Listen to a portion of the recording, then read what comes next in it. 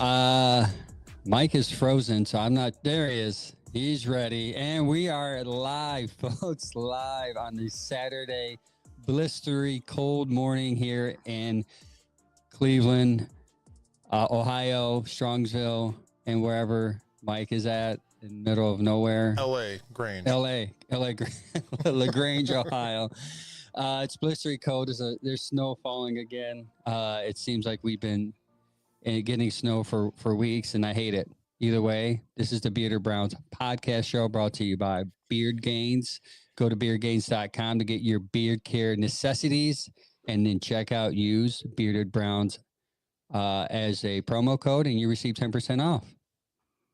Yes, guys. So let's get into these topics. These topics this week is going to be Browns News Week. We're going to break down all the news, and obviously it's a huge news week, like usual for the Browns this week. We're going to talk about an article from Lane Dobbins from the Browns Wire about 5 free agent quarterbacks the Browns should look at. We're going to get into the NFL news. Also, we're going to get into the wild card weekend. Also, we're going to give you our picks for this first round. Mike, me, and Sam both made picks. And then lastly, we're going to get into 5 good questions. And we're going to close the show. We're going to talk about a little Ohio State and what happened last night during that Cotton Bowl game. O-H. I-O. So our Sam first fell stop. asleep. Yeah, he's like passed out. He does. Like, is he frozen? Oh, I thought you were frozen. I'm like, I was looking up something. Sorry. Sam's like, I'm doing homework, guys. Leave me alone. Yeah, I'm late. I always study late, but I always pass the grade. So first topic, Browns News Week. This is brought to you by Doug White, Allstate Insurance. Please give Doug White a call if you need any insurance needs. The first news of the week is the Browns got a new offensive line coach, Mike Bloomgren. He transitioned in the NFL in 2007 when he joined the Jets staff as an offensive quality control coach for 2 seasons and served in the position underneath Brian Schottenheimer. And, important name here, fellas, Bill Callahan. Then he moved into office assistant role in 2009 when Rex Ryan became the coach of the Jets. In 2010, he served as an assistant offensive coordinator in the Jets, and the Jets finished 11-5, averaging nearly 23 points per game. That would be amazing to have this year if we had 23 points per game. He also coached the Owls of Rice Owls in Rice University, but his record was not great there. He was 24-52 in 7 seasons. Now, again, Rice is not known for their football acumen. They're more of a smart university where if you really want to get Rice University in your portfolio, you would go there for business, or you have to be really smart. Basically, I would never get in. So what do you guys think of this guy, Mike Bloomgren, as your offensive line coach? I like the move. Excuse me. It's going to be more of a Callahan offensive line, I think, which is what we need. You saw 2 key players on our offensive line comment about how this year was different than every other year. So I'm looking forward. Excuse me. I'm looking forward to it. Same here. I'm looking forward to it too. And what I liked about it is how quick the decision was. Not only did they get getting rid of who we had, is Kevin was right away with, this is a guy, we like this guy. So they already were, to me, that just shows they were already prospecting, before the end of the season. So this is somebody they were already having an eye on. And that, to me, shows that they're trying to right this ship. So I'm all aboard on that. Let's go and see what happens here. So you guys are wondering, hey, guys, how do you know this is a Kevin guy? Now, this is just me profiling and being a conspiracy theorist. But if you Google his name and see what's in his hand, you would see a Denny's menu. So let's put those 2 together and say, maybe Kevin really likes this guy because he also has a Denny's menu. Now that's the obviously joking take, but it is funny. I could go for moons over Miami right now. That's a pretty good damn sandwich right there. Yeah, so that's the first thing I noticed when I saw a picture of him. I said, and I sent it to the chat. I said, guys, he has a Denny's menu, just like Kevin would. Kevin. I actually now this is profiling, but I like the look of this guy because I feel he's going to be what the offensive line needed. And I don't think he's going to be a passive aggressive guy. He's going to be hard nosed. He's going to be old school. He's going to be what Kevin isn't. And I think in order for this team to succeed, we need a lot of different personalities in a group, in a room outside of Kevin, who seems now he's on camera as calm, cool, and collected, but we don't know what he does behind the scenes. But I like the look of this guy, though he's not obviously he's not a head coach. I mean, he was at Rice for 7 years and didn't have a winning season. But if he can attribute to what he did in New York in 2010 and help the offensive line be good, then I'm all for it. And then again, we show the importance of what an offensive line coach. I think some of us on the show kind of overshadowed the fact of Bill Callahan not being as important. But I think we realized that Bill Callahan wasn't just doing offensive line stuff. He was scheming up offensive run plays. And I think that's something we obviously miss. So hopefully this guy does this. Reckless speculation. Yes. That's what we do on Saturdays. We speculate on Saturdays. That's gonna be a new segment. Write that down. Speculation Saturday. Exactly. Saturday. Also hitting the news for the Browns feed, new offensive coordinator interviews. Tommy Reese, Seattle's quarterback Charles London, Darren Bevel, Miami's pass game coordinator and quarterbacks coach, and Falcons tight ends coach Kevin Kroger. Now, this is just the latest names I got from this morning at 8 a.m. So if there's any ones that drop, please don't judge me. Out of all these, now, I don't expect you guys to know every one of these guys because I had to do my own digging. And there's very limited information on some of these. You guys like that list so far? Tommy Reese, I like. I know we already interviewed him for the offensive coordinator position, and I think that would be crucial not only to keep somebody in this franchise here, but he's worked with a lot of well-known people and been in the league for quite a while now. So I think Tommy Reese would be the best option, but there's speculation that he's going to roll with Mike Vrabel wherever he goes. I haven't really put anything really down on that. I don't know. It's nothing that pops out at me, to be honest with you, out of all them guys. Yeah, go ahead. Sorry. I kind of always look at like, all right, Miami's pass game guy. Didn't seem like they did much this year. I don't want them. You know what I'm saying? I don't know. We need some standout stuff, man. I heard John Gruden's looking for another spot. Can we fill him in here somewhere? I kind of like old Chucky. Bring him over here. That would be definitely an old school guy the offense would need. Yeah. I do like Tommy Reese, but I do think, well, it's encouraging that we'll probably have to wait till after the season to see where Mike Vrabel goes. But the fact that he hasn't really gone anywhere, he's in the building still. Now, Darren Bevel, Miami's pass game coordinator and quarterbacks coach. The reason why I bring him up is because a lot of people are questioning whose list this is. Bevel is directly connected to our head coach. So if he's on the list, then you would have to wonder, obviously Kevin has some say, even going back from an offensive line coach we just talked about, and who's going to be on his coaching staff on the offense this year. And to that in itself is encouraging that they're actually giving him some say. Maybe he has some more power in the room now. Yeah, you know what? I wouldn't mind, honestly, bringing Charles London as a quarterbacks coach because we don't have one. If we can make Tommy Reese the offensive coordinator and move forward from there. Yeah, I agree. That actually would be a good idea. Maybe you get maybe they're interviewing these guys. Maybe they can get 2 for 1, get a quarterbacks coach. And because London would be, that'd be a lateral move for him, but maybe you can give him a different position and maybe pay him a little more to entice him to go away from Seattle there. I think there's a different scenario to that, though. Honestly, I think if a coach becomes a free agent, if you will. Oh, he is a free agent. You're right. So they have to be bumped up a position. That's how people move up. Chad was telling us about it. Yeah. if you take a team's free agent coach, they have to be bumped up in a position, or you get that compensatory draft pick. Yeah. But I'll just make up a position for him. I say maintenance manager. Right, just going to take over from Mike Vrabel. Yeah. Right. Another news that dropped today: Miles makes AP All Pro, which isn't as we expected that, because he's just a beast, and he's probably going to make that list a couple more times before he retires. Who's not on the list is what confused me.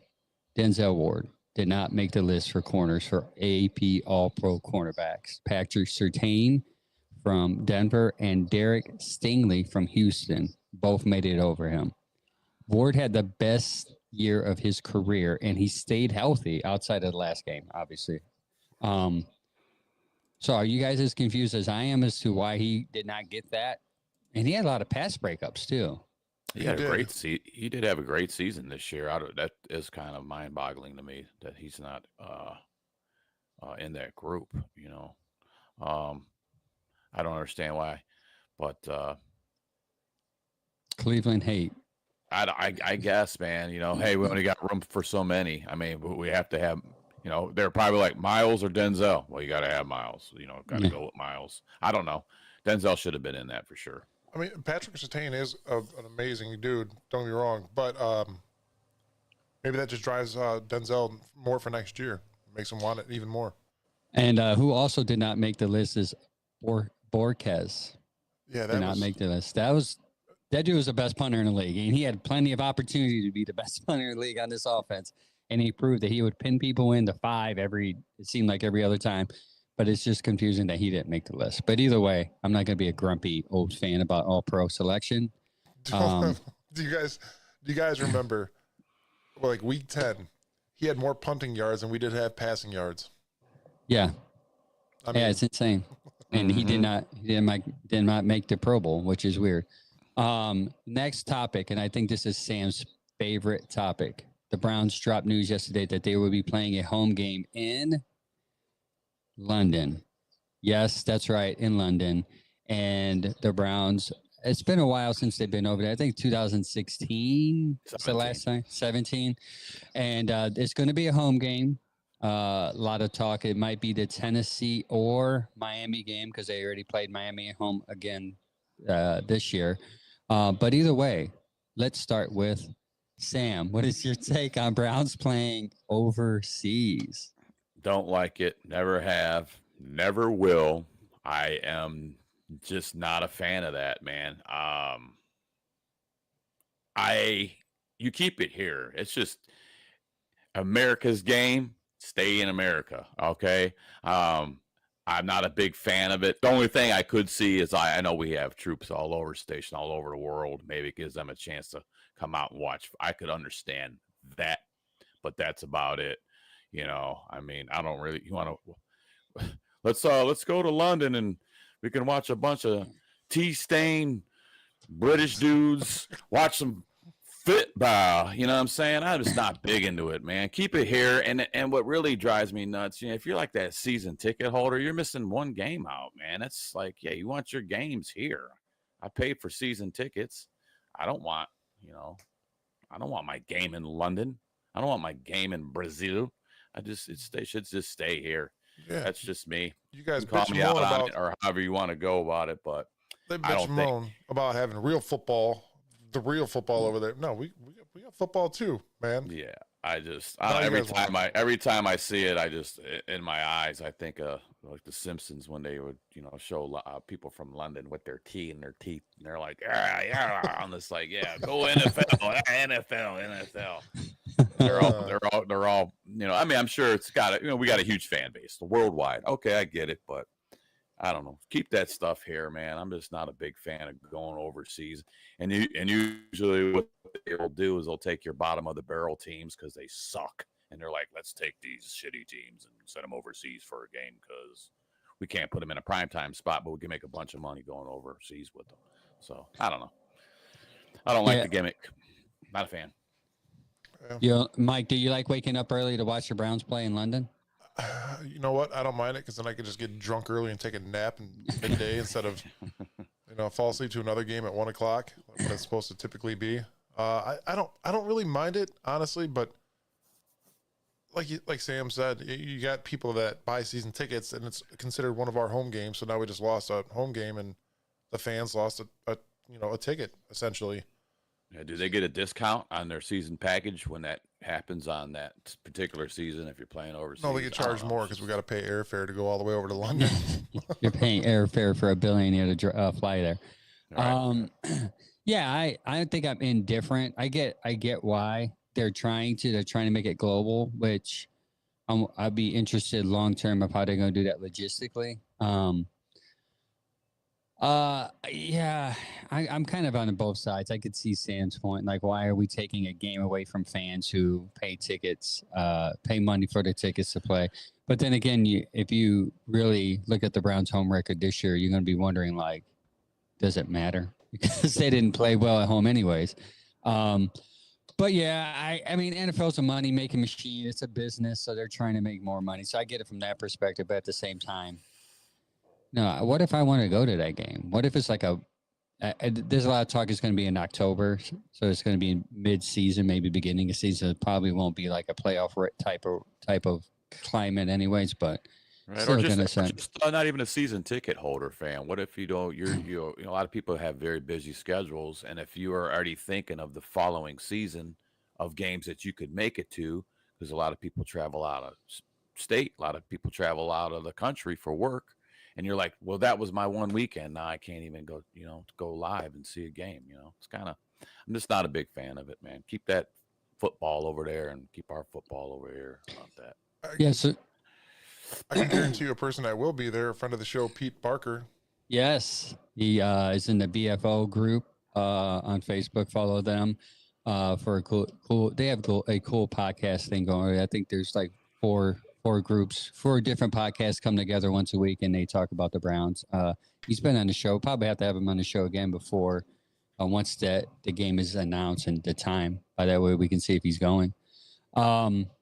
Also, too, last thing on this, the thinking is the NFL will take a team, the home team, where like say Miami. A lot of Miami fans don't travel well.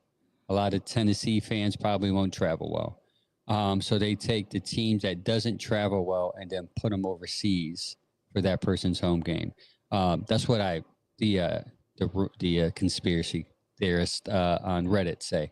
But I kind of believe that. I could see why would you want to take, like, do you think the Browns are going to play San Francisco and London? No, because that's a big home game that the Haslam's are not going to, and there's probably going to be a Fox game at that. So they're going to make money off that as opposed to throwing a Miami versus Browns game in middle of October. No one's going to really care about.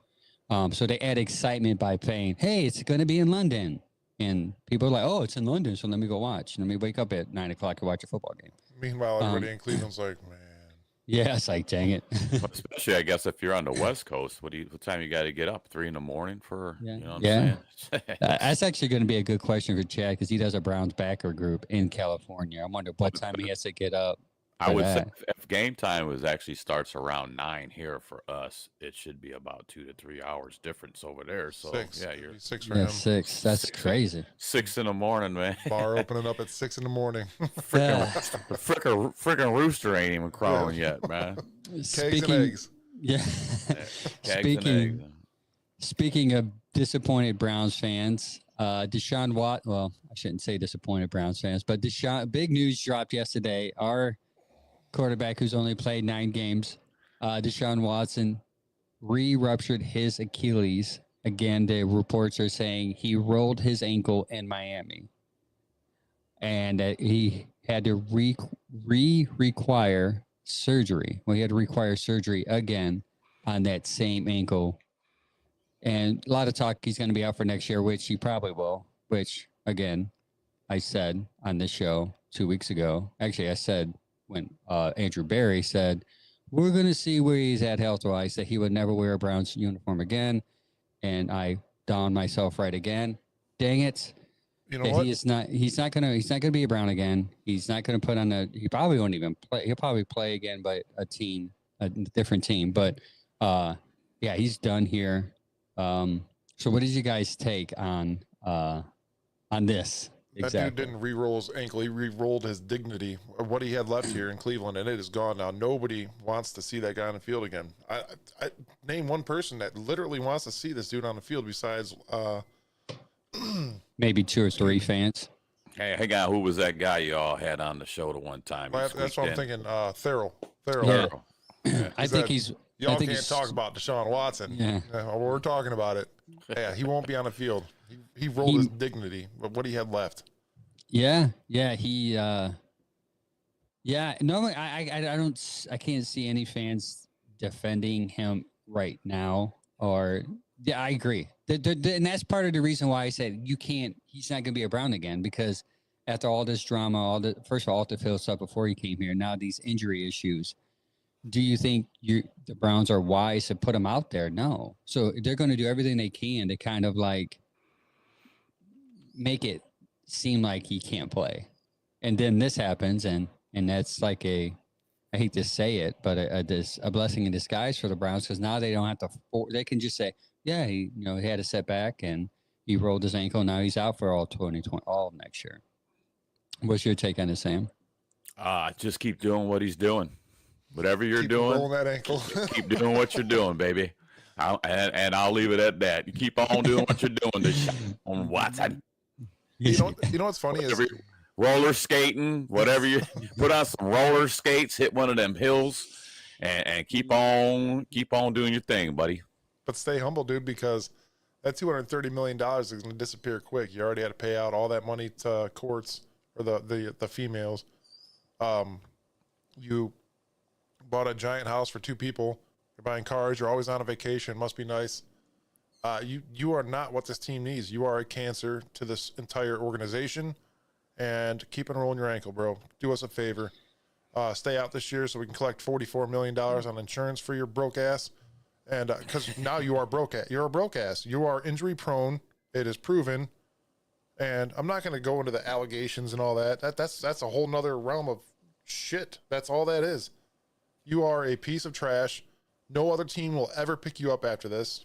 So enjoy that $230 million. Hopefully you invest it and keep on rolling your leg. I don't care. See ya. Another thing that a lot of people are not seeing, because when you see an article that's written as he rolled his ankle in Miami without an explanation of how he rolled his ankle, you are left to speculate on a Saturday morning. How did he roll his ankle? Now, did he do it while training or rehabbing? Did he roll it on a yacht? He did it while getting a haircut. So if he rolled it outside of being rehab or roller skating, as Sam would say, then the Browns have an argument that may void his contract because it's now a non-football injury. So that's something as this story develops that we can look into. Yeah, it's going to progress. Yeah, it's going to progress for sure. And I'm hoping, but I don't know. I don't think that's going to be the case. I'm gonna just keep doing what you're doing, man. Just keep doing what you're doing. Because you would think they would say he rolled his ankle while training in Miami's facility with his trainer, but they didn't say anything specific. They just said he rolled his ankle. No pun intended, but you think they would roll out that answer right away? Yeah, you would roll that answer out to kind of. You know what? Unfortunately, he's had a setback due to his rehab. Exactly. Never came out, so that leaves that little space in there that everybody's like, Yeah. And roller skates, or is it roller skates, or is it roller blades? Which one you using? Keep doing what you're doing. Keep doing.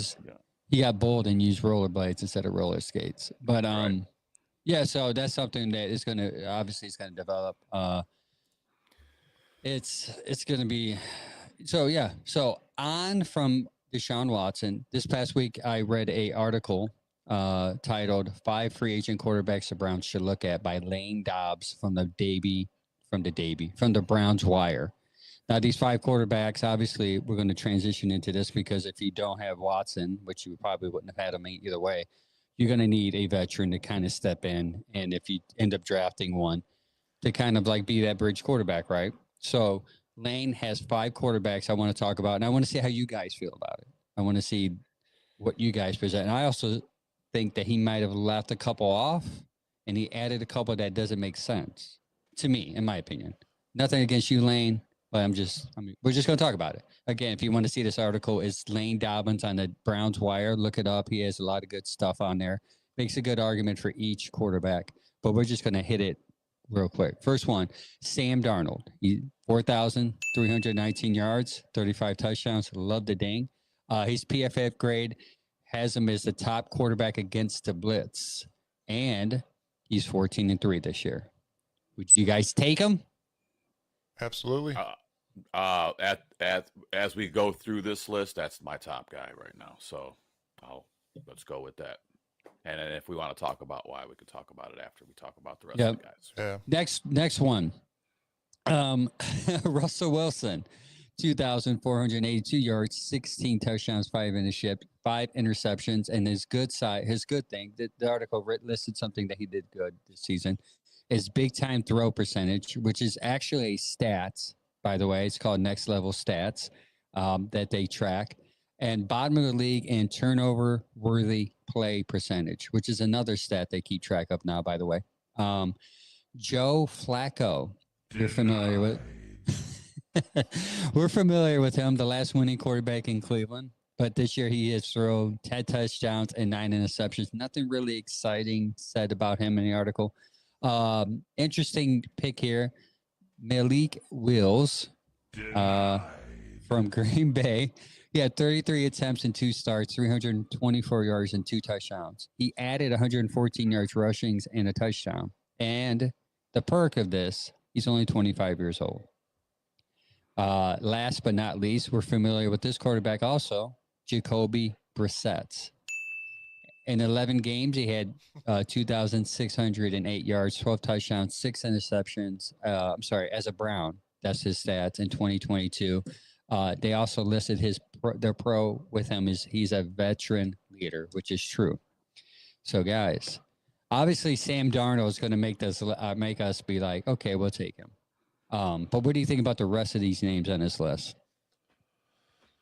For me, Russell Wilson's just a no for me. Mainly because of his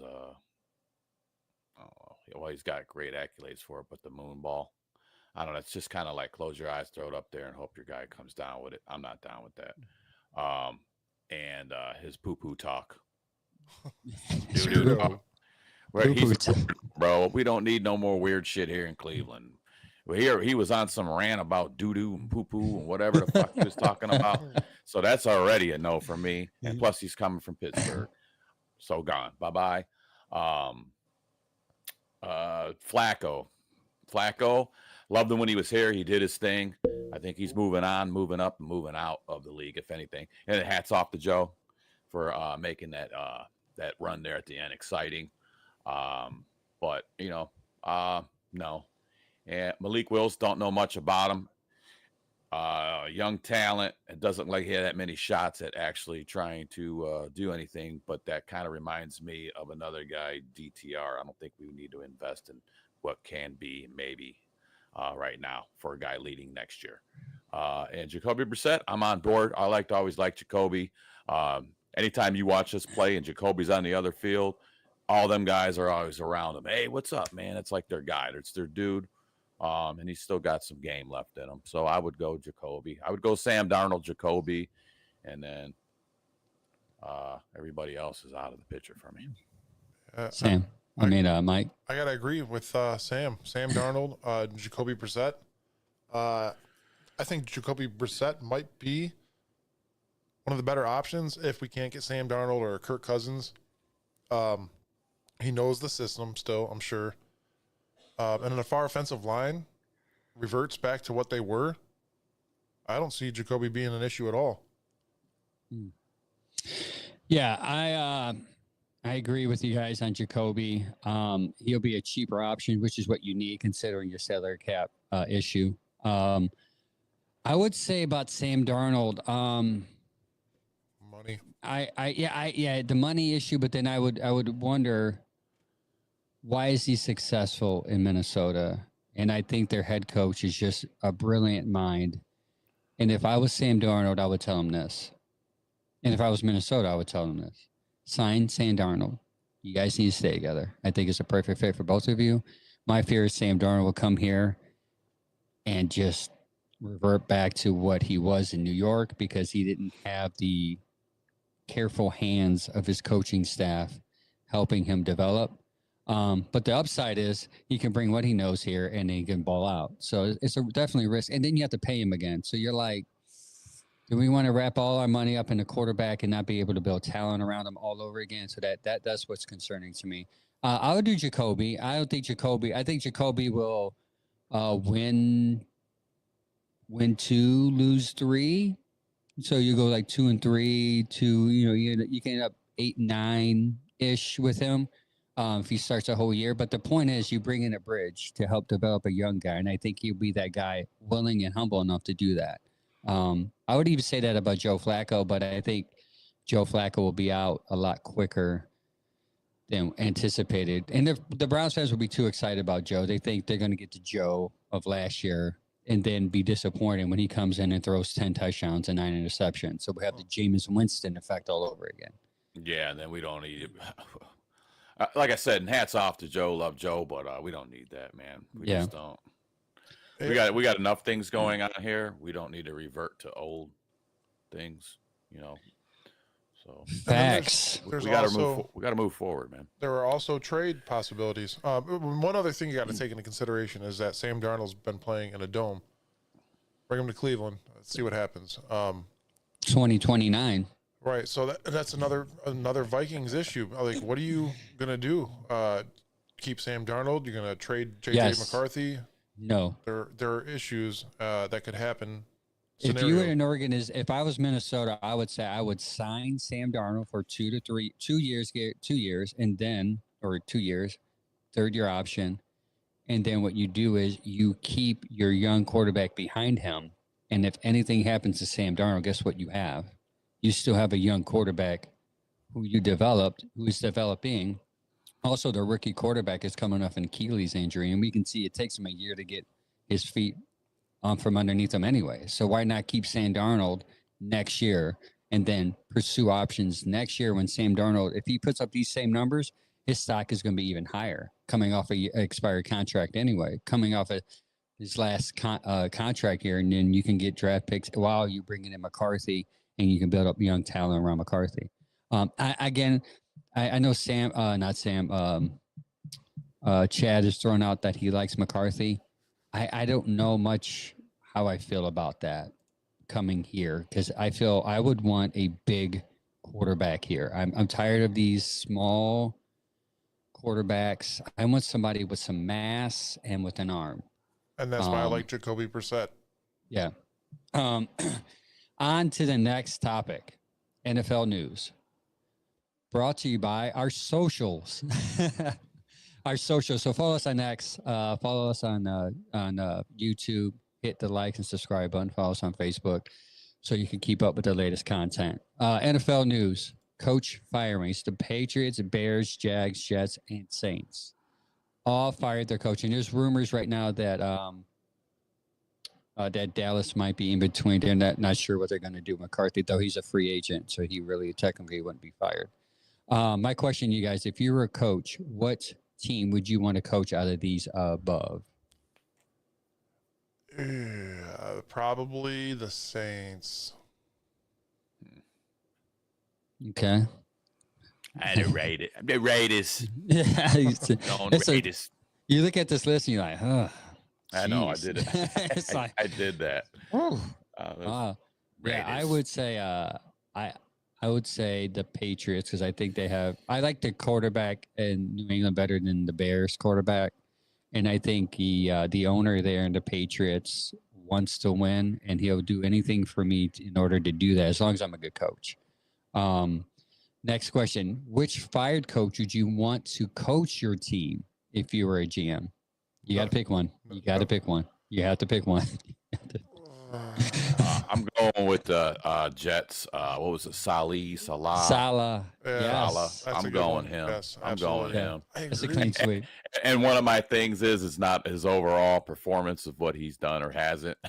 As soon as I saw that guy in the league, I go, "Is that Xerxes from 300?" That dude, he looks determined. That dude's gonna get something done. He just got that Xerxes look. So that made my decision. There you go.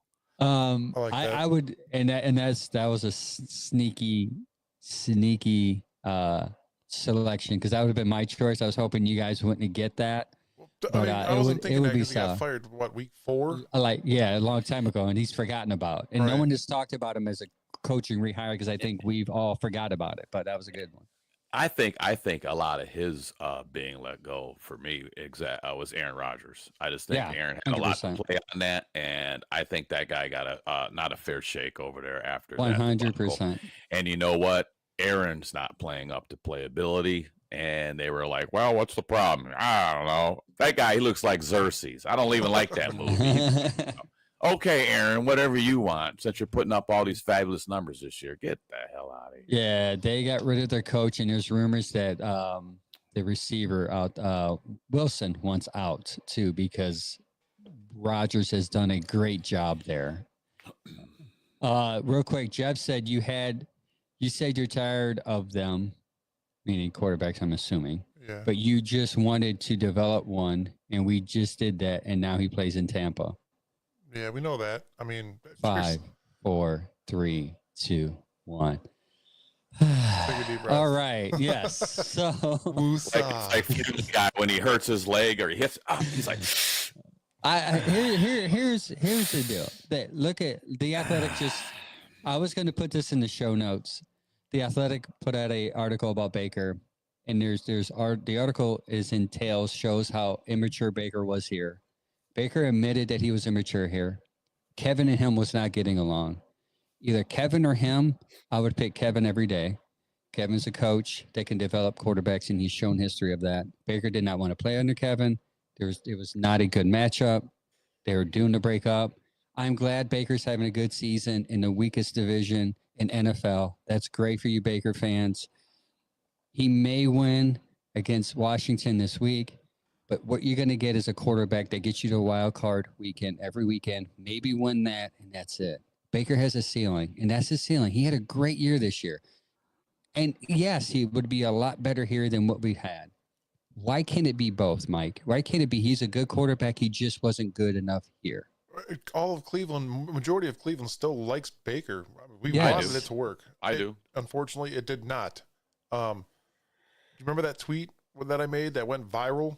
Yeah. And we had like 90,000 people talking about it. It was insane. But that's Baker. He's hit or miss. That's what he's going to always be. Like you said, that's his ceiling. He could win games, but he could also very, very poorly lose games. Jeff said taking a quarterback, developing a quarterback takes time. You're right. But the issue is Baker was hurt, and they wanted Baker to sit out to rest that shoulder. Baker got greedy saying, hey, it's my contract year. I want to go out and ball out. And because they listened to him, they screwed himself out of a playoff opportunity because he wanted to play hurt. And that's where him and Kevin started having rifts and being disagreeing. Okay. Baker was stubborn. He admitted he was immature. He wished he had done things a little different here in Cleveland. It's good though. It's good that he got out. You want to know why? He learned in Carolina and he learned in LA, and it made him better in Tampa. And I'm happy for the guy. But you listen, not to bash the dude. He is in the weakest division in the NFL. Okay. Not saying that he's not good enough, because he is obviously good enough. But he is what he is. We have to let Baker go. Browns fans have to learn. Let Baker go. Let him. He's great, awesome, and I can't wait till we draft a quarterback that plays well, so we just get over this. I'll just bring him back after Deshaun's contract and his is up. And this is something I thought about too. If Baker would have just been humble, say, sure, let's have a quarterback competition. Baker would have had a statue built in Cleveland because he would have developed. He would have stuck through it. And what would have happened? All this stuff would have played out with Deshaun Watson, and Baker would still be here balling out, and he would be a god here, right? Baker was a young man Yeah. trying to mold into it, man. You don't know yourself yet. You know what I'm saying? So I think a lot of that played here with Baker. 100%.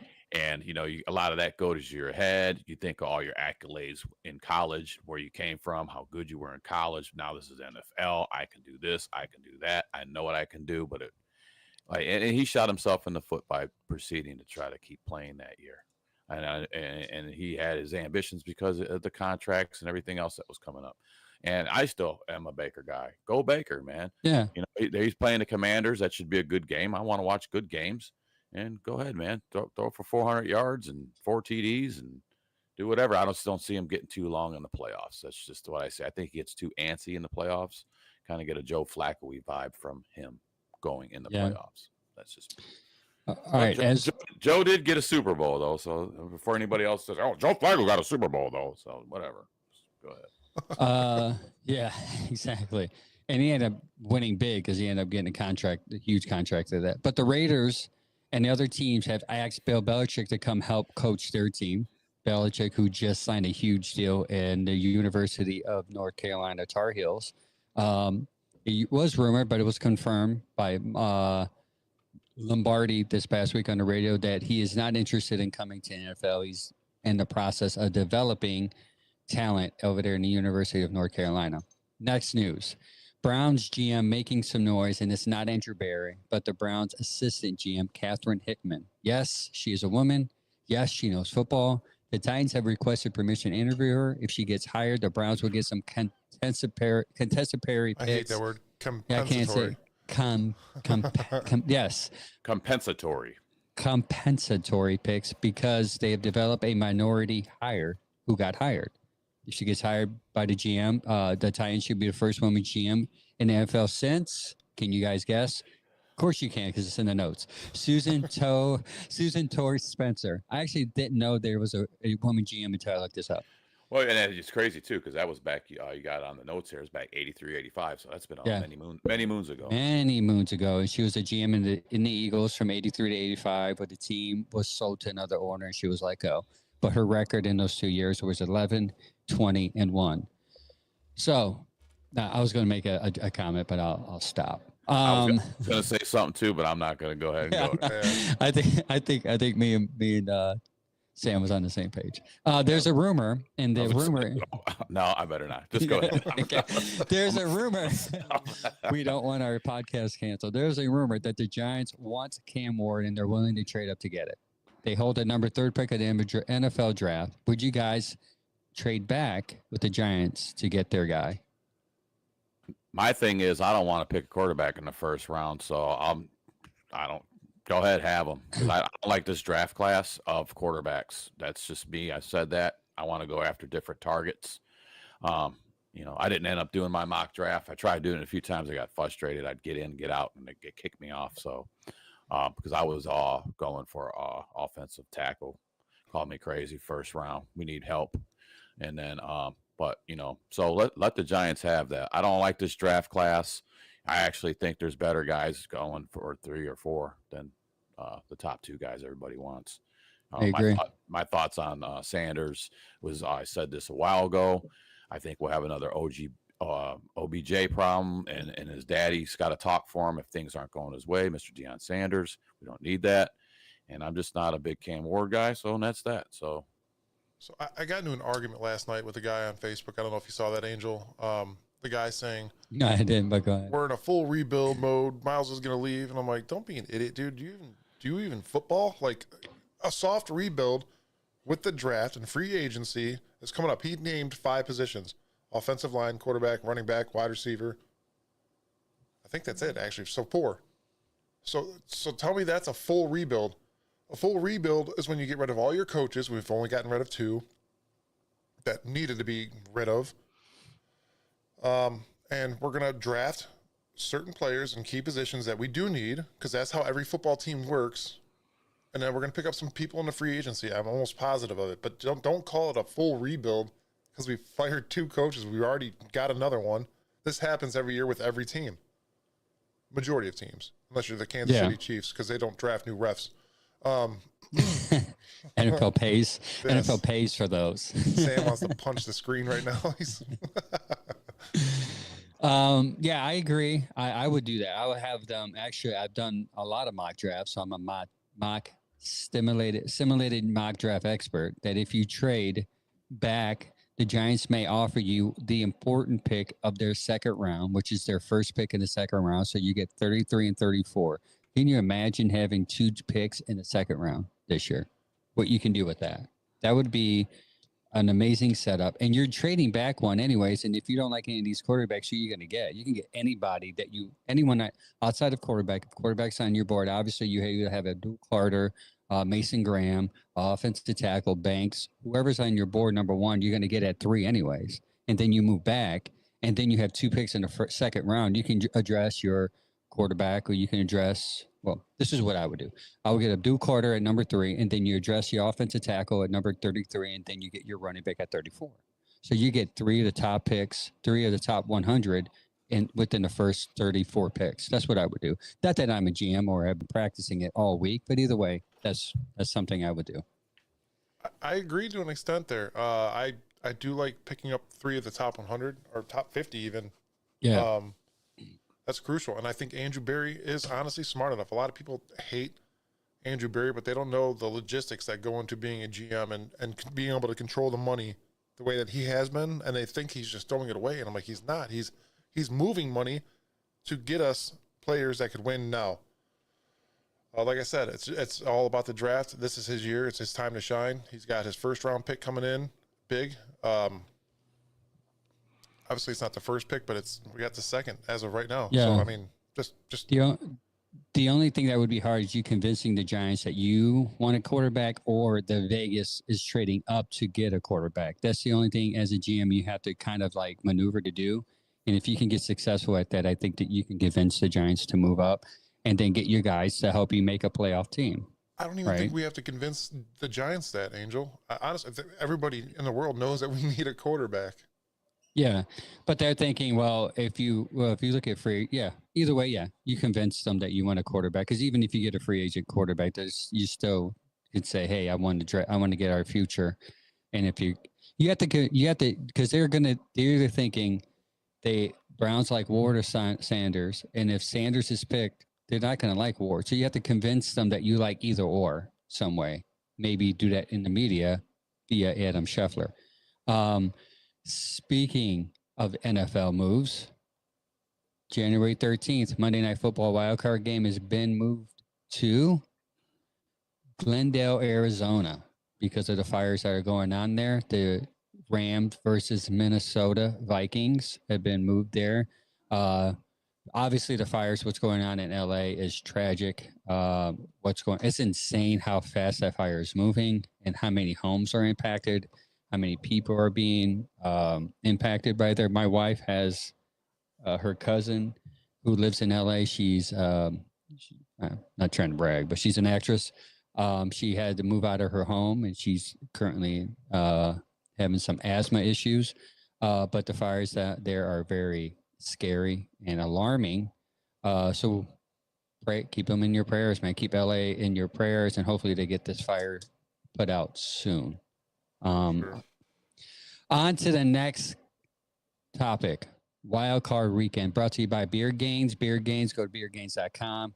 Use the code Bearded Browns to get 10% off. Wild Card Weekend, guys. This is what every football fan loves. It's a part of playoff season, and we're going to get into some picks. But let's talk about the head-to-head real quick.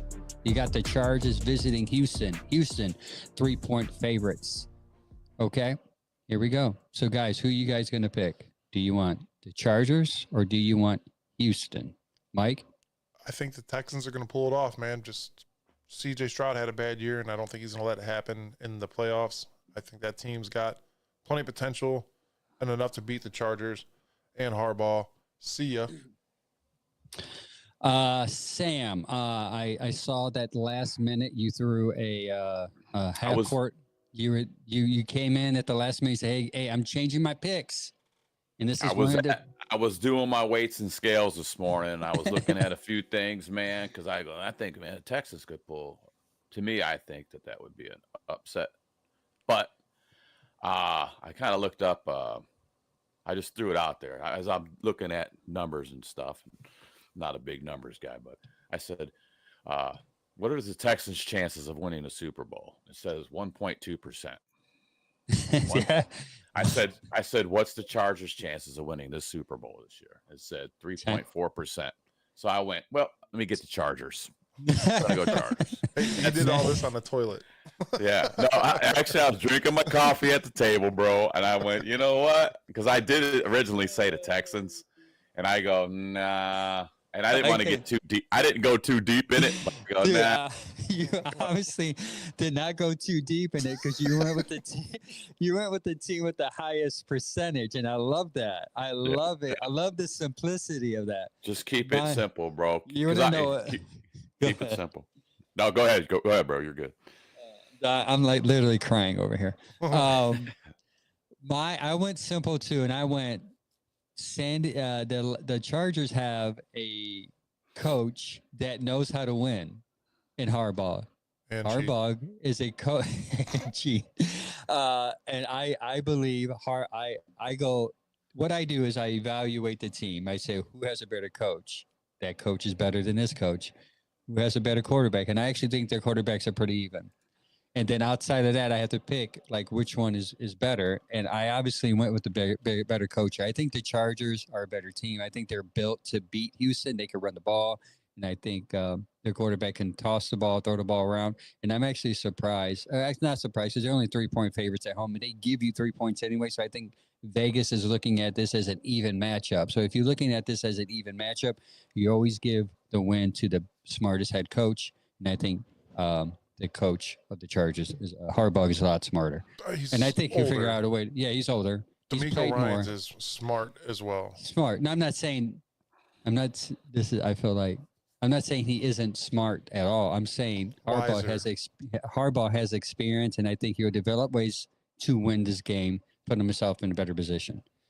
Next game, which I'm excited. Which I'm excited for. I'm actually going to watch this game tonight. Steelers versus Ravens. Ravens are 9.5 point favorites at home against the Steelers. Guys, I think we have a clean sweep here, but who's gonna win this one? Who's your guys' picks? So I was in Pennsylvania yesterday. I was actually talking to Sam, and I asked him how they feel about the Penn State game, and he's like, "Oh, I'm worried about tomorrow." And I'm like, "I would be too if I were you." So I mean, I'm going with the Ravens.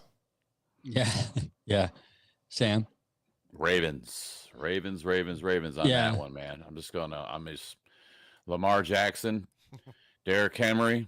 That's all I got to say about that versus Poo-Poo Guy and his moon ball. So I'm done with that. I can't get that out of my head now. I got to go back and look at it. I forget what it was. You can go and Google it or whatever. YouTube it. I feel like I seen that somewhere. That's why I'm like some nonsense, and I'm like, well, what the hell is this dude even talking about, bro? So yeah. As I was sitting there watching my daughter do gymnastics, and I was trying to pick this, I wanted for everything within me to pick Pittsburgh to win because I'm like, man, Tomlin can do this. Pittsburgh's been good in the playoffs, but then I came to reality and said, man, Derrick Henry's just going to run all over that defense.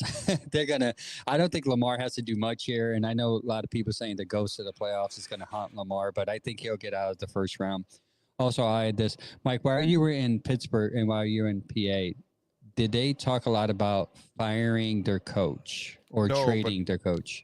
Dave did. Jeff says, I'm going to hit this real quick. Jeff says, I want the Steelers to win so badly, but I doubt they could pull it off. I agree. Dave Wallencheck, the guy I was on the show with last night, does not like Tomlin. And he's got some good reasons why, but so he's a Pittsburgh fan. Yes. Okay. All right. Good. Okay. So what I'm hearing, and usually when there's a lot of smoke, there's fire. So the way I make my judgment calls a lot is when you see a lot of smoke, like a press conference, and Andrew Berry says, we're going to have to see how he is when he's healthy. And then your coach says, we're going to have to see when he's healthy. About Deshaun Watson, there's smoke there, right? There's a lot of smoke around the fact that Pittsburgh might look to trade Mike Tomlin this past offseason if he does not win this game. Now, a lot of people are saying, that's insane. Why would you do that? because Rooney is getting tired of not winning playoff games. So I'm setting that up here because I want you guys to know. I'm at the point where I had a podcast, Mike. I'm just like, I want people to know we're smart. Okay. So if I get this out there now and it starts to happen, people are gonna be like, man, I heard that on the Bearder Browns podcast, because where there's smoke, there's normally fire. So if Pittsburgh does not win this game, don't be surprised and I'm not saying it will happen, but don't be surprised if you hear a lot more chatter of teams calling Pittsburgh to say, hey, what do we have to give up to get your head coach? Because, I mean, Tomlin's a good head coach. And the thing is, what I would combat your friend with is this: who has Mike Tomlin had at quarterback since Ben Roethlisberger?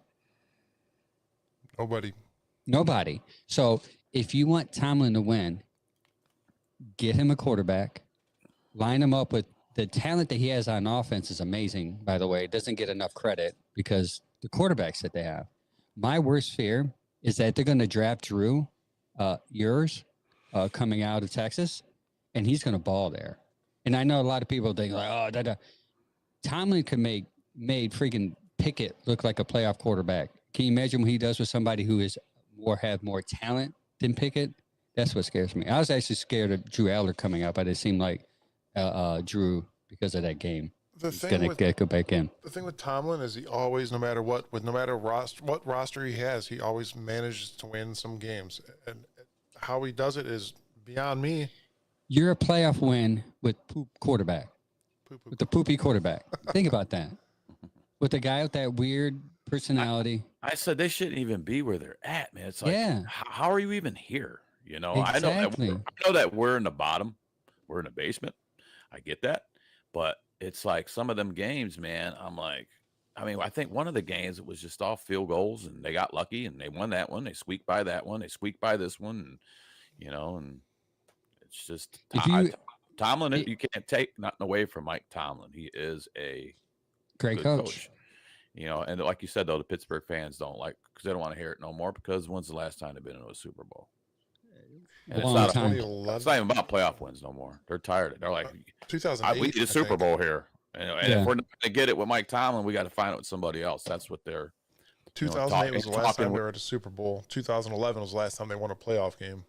Yeah. See, it's been a long time. So in talking with Mike's buddy Dave, that's their biggest gripe is they're winning games, but they're not getting nowhere. You just have to be careful with that, because if you think moving on to another, now you would say, well, Pittsburgh has great head coaches for years and the trends there, so we're not worried, but you have an argument there. But what if you get a head coach that just sucks? Good. No, good for us as the division, but good for us. But then I don't want them to get another star quarterback. I don't want them to get another good coach. I let them get all the trash back, man. It's time for It's time for ties to start shifting around this AFC North here. One thing about Pittsburgh, do you know how Mike Tomlin was hired? He was hired on accident.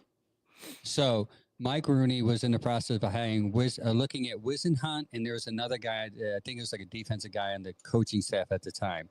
And one of the owners said, hey, man, you got to give this guy Mike Tomlin an opportunity because he's a minority. Just give him some experience being interviewed because he's going to be a good coach one day.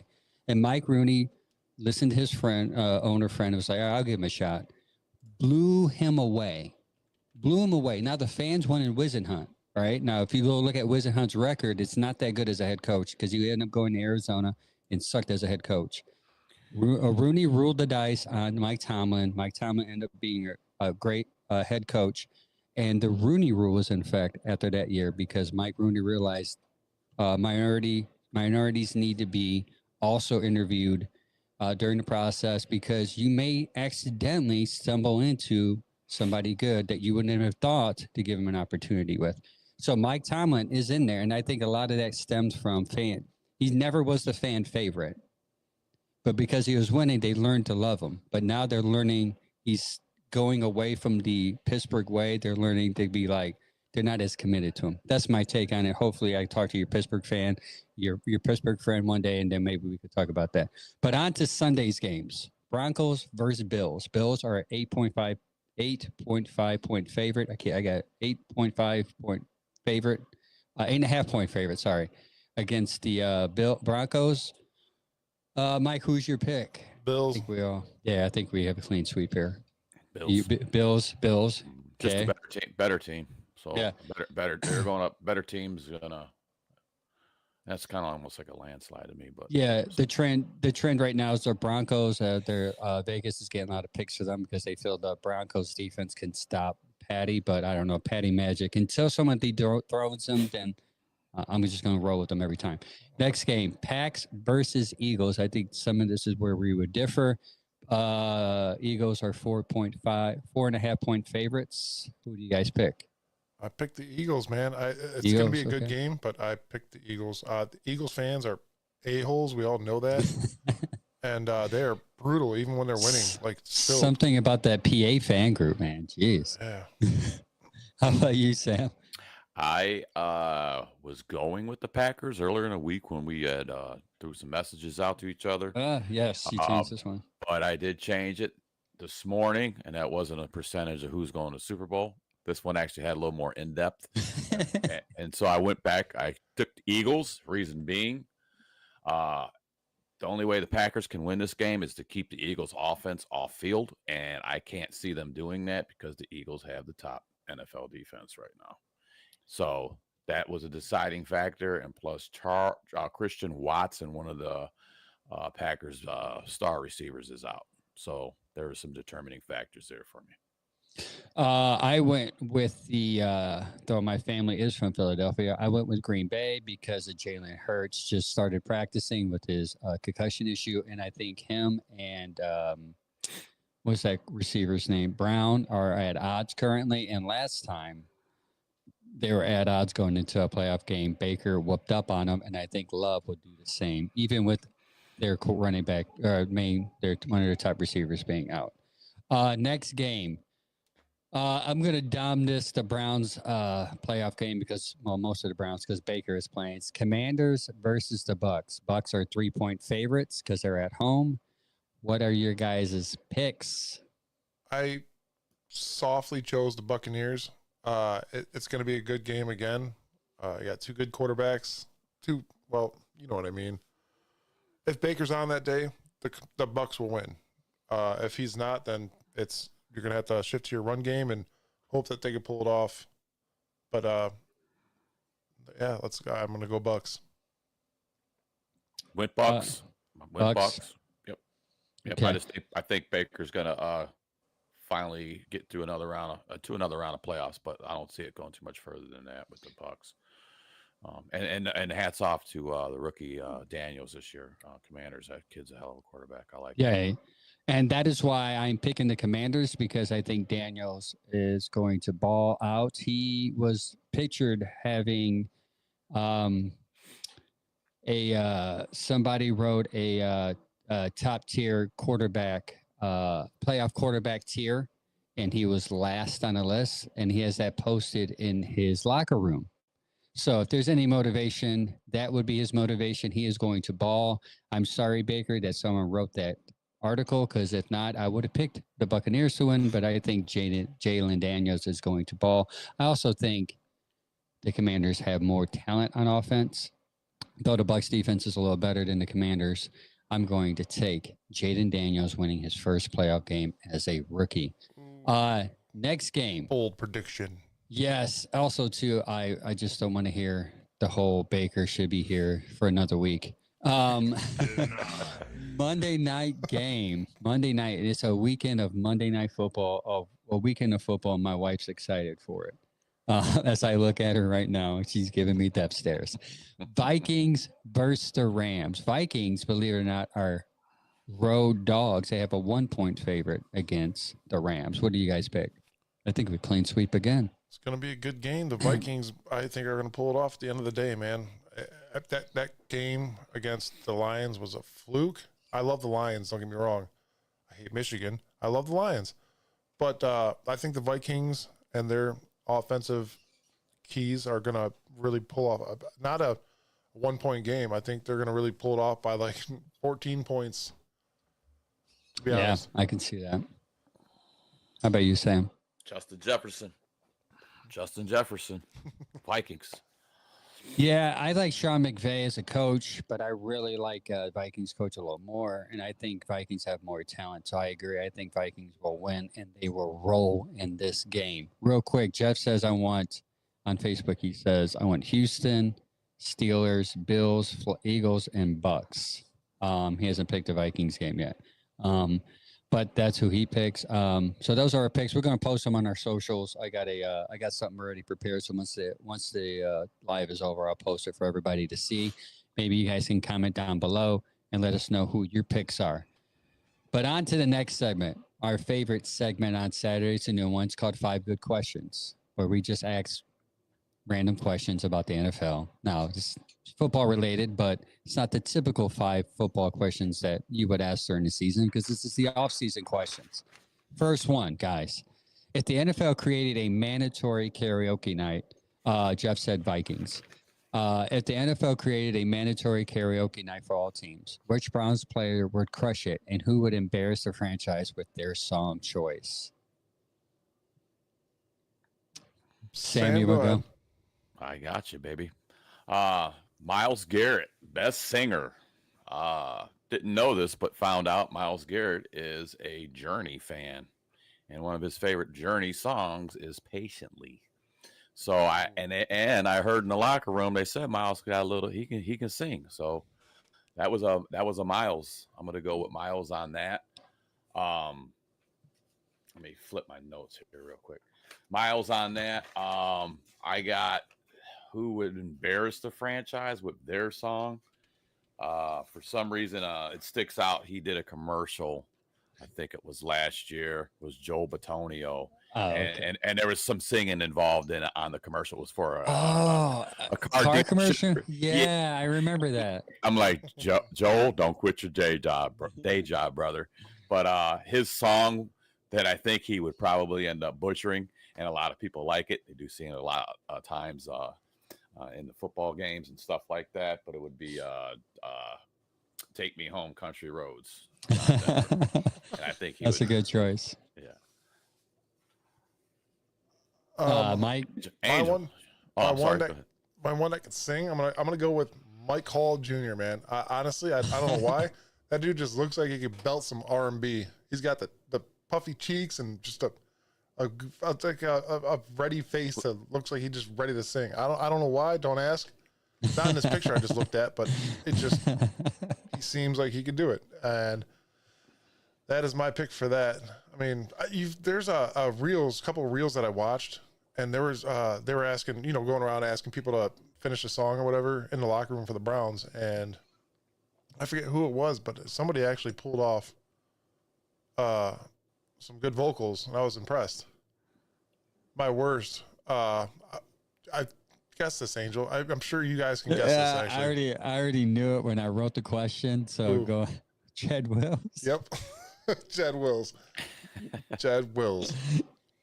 Jed won't. Yeah, Jed won't sing well. What would be his song, Mike? Man. His song would be "Smack My Bitch Up" by Prodigy. There you go. There you go. Real quick before Angel goes, it was Universal Windows commercial by. That's what it was. Jeff Geo, thanks for that, man. I just looked down. It was the Universal Windows commercials. Direct. And he was talking about, "I'm Joel. I protect the quarterback." He's trying to sing. It was just a debacle. All right, Angel, what's yours, man? For some reason, when I wrote this question, I thought of Corey Borquez as a guy that can sing good. Now, I don't know what he would sing. I'm thinking about maybe some Boyz II Men, little love ballad, take me, something very lovable, something where you light the candle and the wife's coming home. You got rose petals everywhere. Someone who I don't think can sing that would not crush it. I don't know why, but I thought of Bailey Zappi. I just don't think that guy, just like his quarterback play, I don't think his tune play will be as good. So that's my choice. I don't know why. I just Bailey Zappi left a horrible taste in my mouth, so I got to pick on him for some reason. Bojorquez, I can.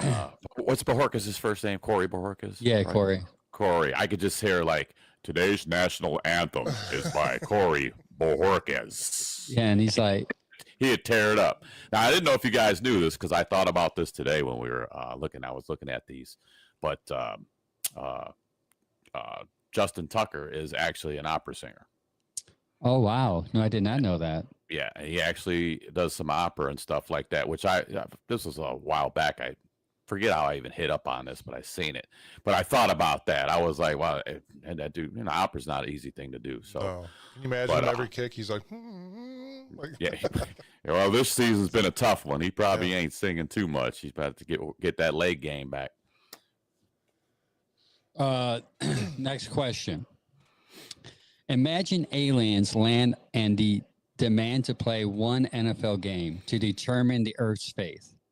Who are you putting in at for their quarterback from the Browns? Now you only can pick between two, and I made it very hard for you. The 2024 DTR or the 2017 Deshaun Kaiser? I'll take Kaiser. Yeah. Yeah. Okay. You didn't make that very hard. Yeah, you're right. I was hoping that you guys would remember how horrible both are, but okay, Deshaun Kaiser was DTR. Yeah, I went with Kaiser too, just based on well, shit, he had 11 touchdowns, 22 interceptions. Yeah. DTR didn't get to play that many games. Hang on, DTR didn't get to play that many games, and exactly. I was at DTR's 6 interceptions in 2 or 3 games, and only and not getting a completed pass, unless to the other team anything past 15 yards. So I was looking at DTR if he actually did play a whole season, how bad his stats would probably be, and I think it would be worse than Deshaun Kaiser's of the 2017. So yeah, you go with trends and trajectories, and Kaiser was 56% passing, 2,800 yards, 11 touchdowns, led the league with 22 interceptions.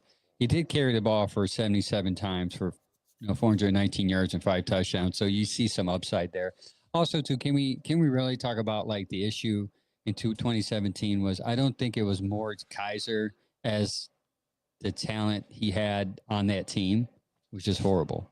I mean, their purpose was to get rid of everybody, have young talent anyways. So obviously I made this question a lot easier than it was because DCR is just not as good as Kaiser. Fair. yeah, absolutely. Question number 3. If every NFL team's fan base had to compete in a pie eating contest, which fan base would dominate? The Browns, because they're dogs and they're hungry. Boom. Mic drop. I went a little more involved on this. No, go ahead. I went New Orleans Saints, and because Louisiana is 3rd in obesity in the United States. Damn. So I went with Louisiana. You got to go where this for Chad, man. You got to look at the numbers, man. So he just went PFF on this question. Yeah. Hey, I'm here to blow them minds, bro. So man. That was why I went. Who was the first Titans, in obesity? The Tyson. Well, hang on. The Titans. This is states that actually have NFL teams. Okay, so I broke it down a little bit here. Saints are going to be 1 on the list because they came up. Titans, and then Ohio would be 3. Now, the top 1, 2, 3, 4, 5, 6 states for obesity is actually West Virginia. We're talking about, hold on a second, we're talking about obesity.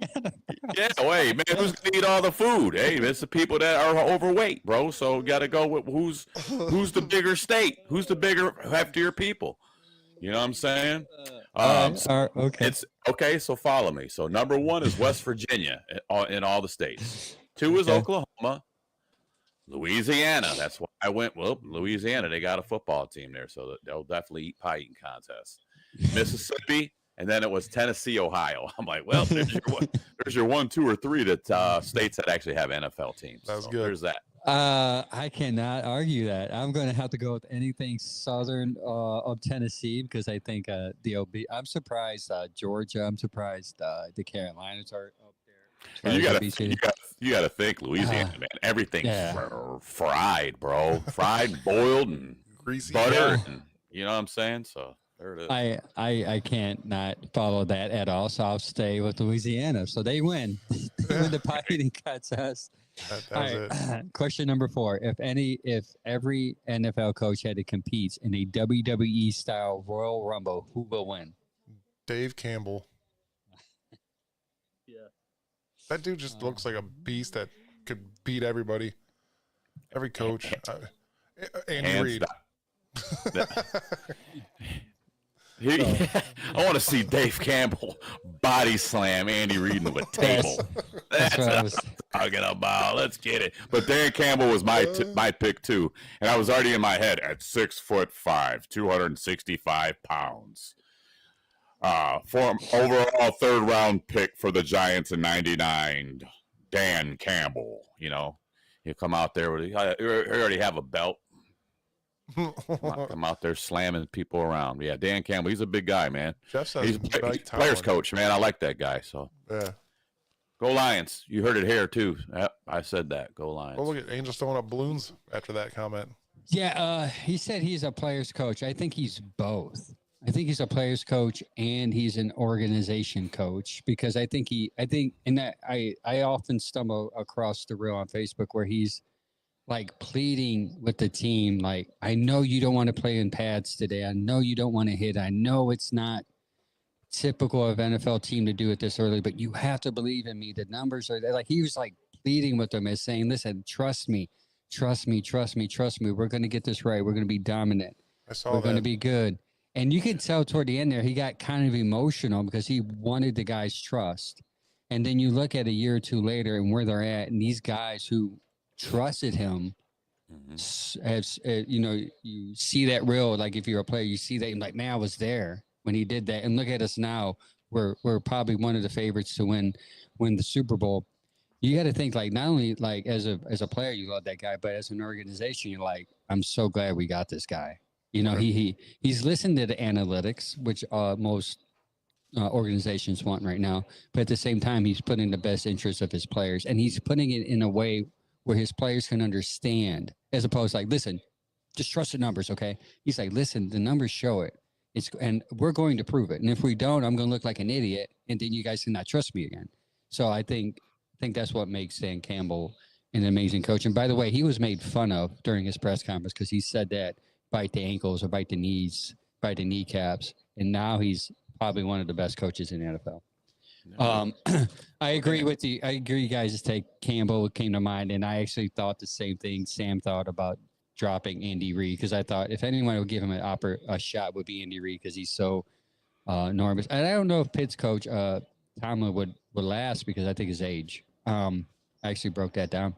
If the Browns playoff last question, the Browns playoff chances were a movie, what would the title be, and who would star as Kevin Stefanski?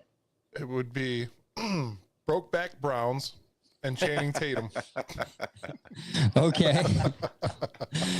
Wow. I like that. All right. I can't even compete with that, but go ahead. That was good. I went with I had 2 movie titles. First one was going to be called No Freaking Way. No Freaking Way. And then the second movie title was going to be When Hell Froze Over. All right. And I had 2 guys that would play Kevin Stefanski because I would feel like we only see what we see from Kevin and during those press conferences, and somewhere in me, I think there's a comical guy in there somewhere. We don't see that. When them doors close, that's when he lets it off. And I came up with like a Ryan Reynolds, because like a Deadpool type. Yeah. Comedy.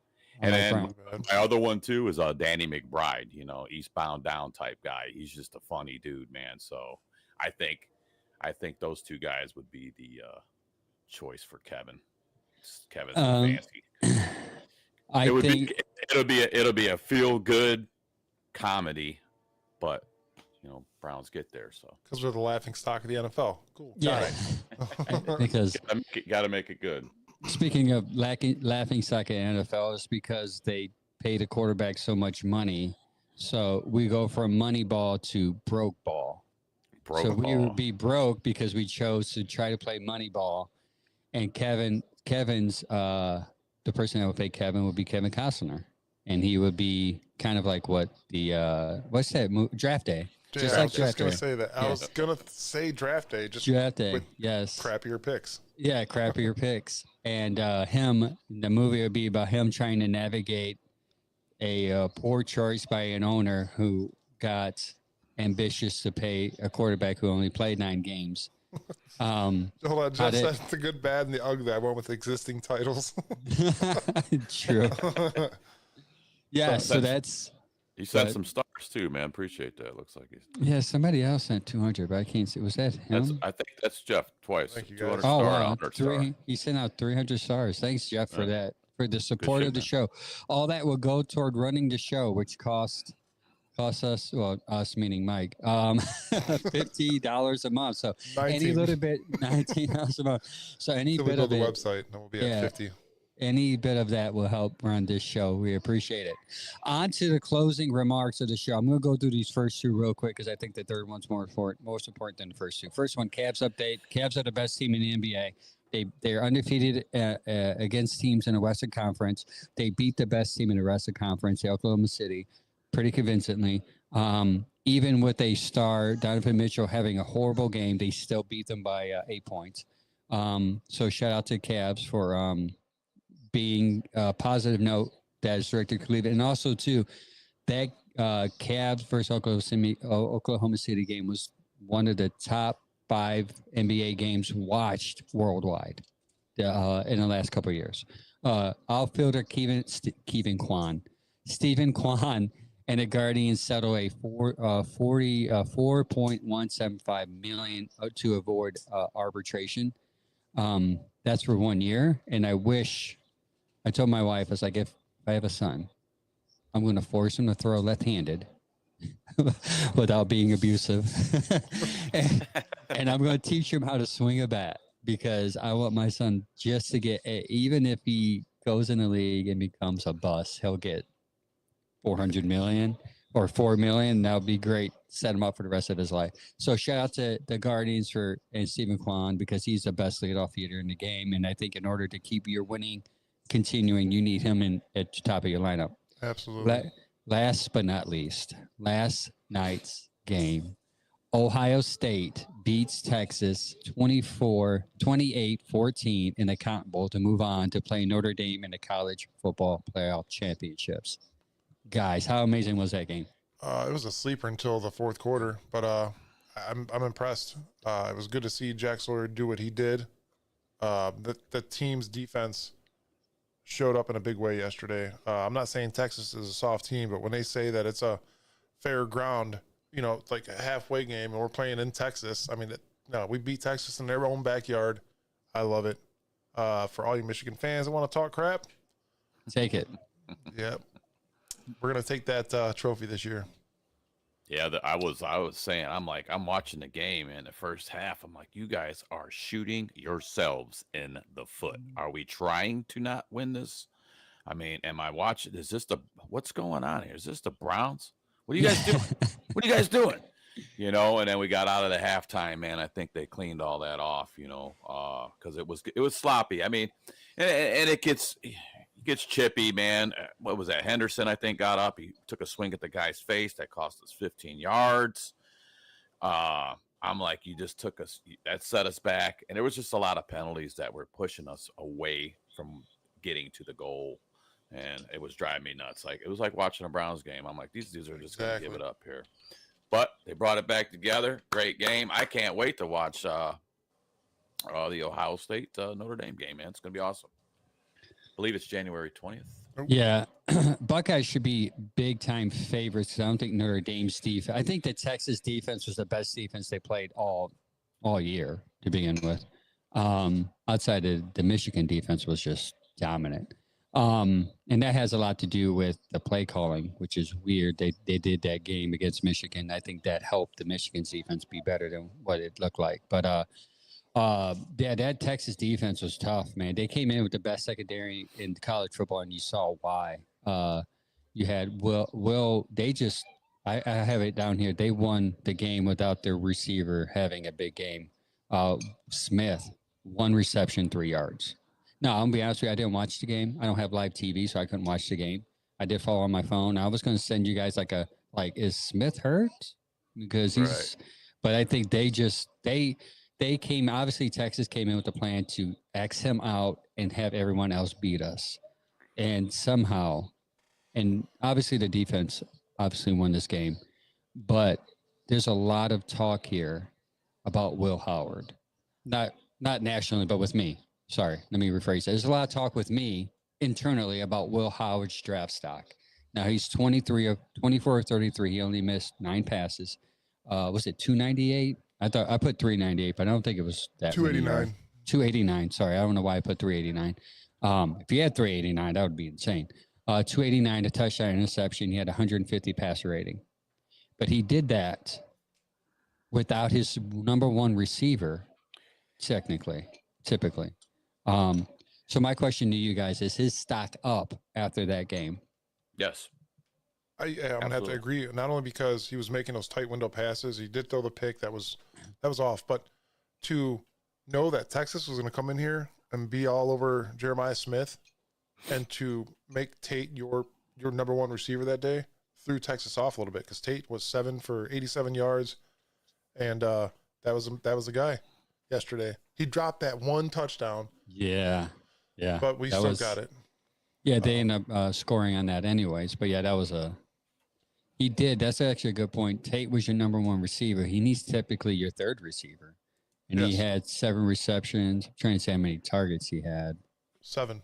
Seven, Seven, 7%. 7 receptions. How many 9? targets did he have? I thought he had 9. I could be wrong. I want to be as accurate as possible, but oh well. But yeah, he had a great. I mean, his draft stock has to go up after that. The Browns. I mean, any team seeing that he does have some. So the thing is that I left wondering this morning as I was looking over some note. This team is like, was Ohio State protecting him most of the season? Because I don't think he. I don't know. I don't think he. I mean, you saw what he did the last 2 playoff games, and even this game, you say he had a pretty good game. He didn't lose it for them, but I feel there's a lot of times that they kind of was just like holding him back a little bit because they was afraid of the interceptions or some poor decisions. So I'm thinking if an NFL team could get a hold of him, tap into him and open him up, I think he might be. Now I'm not saying draft.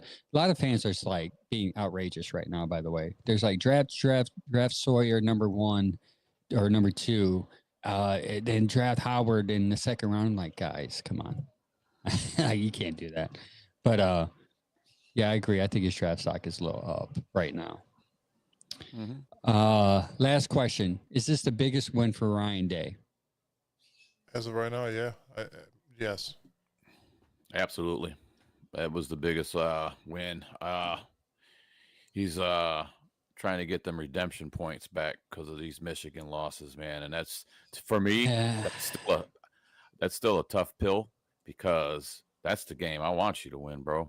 And you ain't been doing it. So I was on that wagon like, this dude, why is these guys his kryptonite? What is going on here? Why is it just, what's going on? But, it's nice to, hey, we're playing, they're not. So I'm on deck with that. So They're still talking all kinds of crap, man. Like, oh, we beat you. Yeah, we know. We get it. Don't even care. Stupid. Like, I often. You're going to have one, you got one less thing in your trophy case. So there's that. Yeah, I often think of like if they would have changed the game plan, I don't think Michigan, if they would have stayed with the game plan they're currently doing, which is throw the ball. By the way, Henderson, crazy game last night.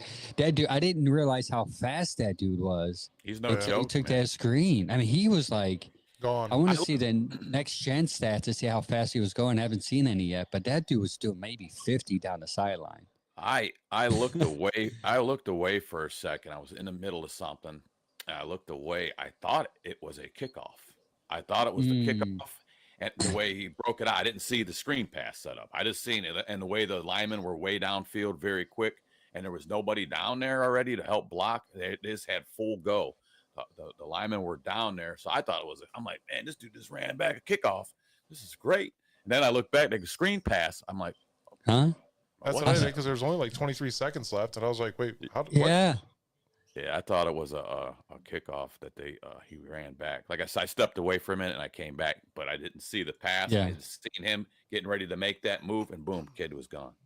Yeah, I was looking at my phone on the score app and I saw it was like 20 seconds left. I'm like, all right, I think I'll go to halftime down, whatever it is. I was getting like kind of discouraged. And then I looked at my phone again. I'm like, wait, they just scored in like 3 seconds. What just happened? You know? Yeah. And I later saw the replay and I thought, man, that dude's speed. Like all the draft people have Junkins ahead. But I'm thinking like, maybe you can get this guy.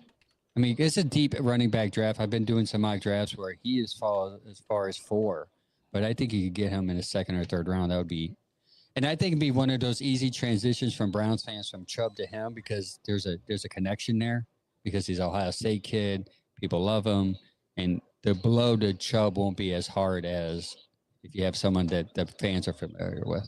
He runs the 40 in 4.39. And I guarantee you, once he hits that combine, he's going to drop it to about closer to 4.2.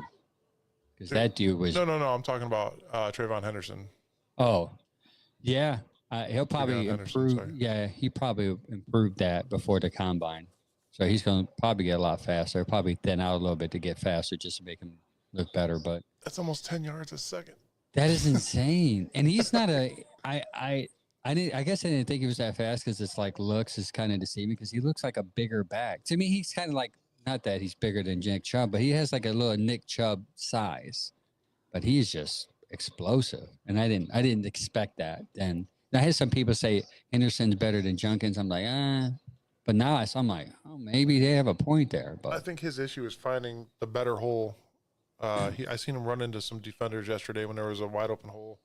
And I get it. Not every hole's created by the line that it's supposed to. So you got to adjust. And there was a couple where I thought if he'd have juked or deked right or left, he would have made it and had a better play. But it doesn't always happen that way. Yeah. Well, that's all we have today. We went an hour and a half. Good job, guys. Yeah, we never are. We're on time to do the show, but we always go overtime. Yeah, I think an hour and a half is a good hit. If you go over that, typically sometimes it's you're.